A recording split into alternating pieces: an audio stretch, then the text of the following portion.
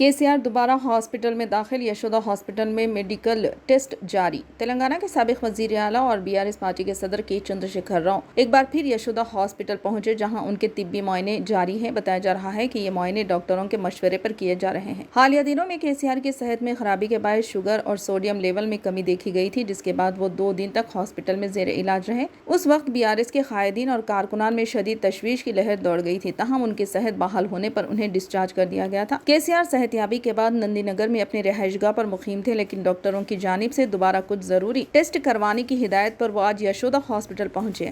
उनके हमरा वजीर KT रामाराव और हरीश राव भी मौजूद थे। हॉस्पिटल में इनके दाखिले के बाद एक मरतबा फिर BRS के हलकों में बेचैनी देखी जा रही है। याद रहे कि उससे कबल जब KCR हॉस्पिटल में जेर इलाज थे, तब भी वो पार्टी कारकुनों से मुलाकात करते रहे और सियासी मामलात बिलखुसूस बल्दियाती इंतखाबात पर गुफ्तगू की। वजीर आला रेवंत रेड्डी ने भी उस वक्त इनकी सेहत के बारे में मुसलसिल मालूमात हासिल की, डॉक्टरों से राब्ते में रहे और बेहतर इलाज फराहम करने की हिदायत दी। उन्होंने KCR की जल्द सेहतियाबी के लिए नेक तमन्नाओं का इजहार किया।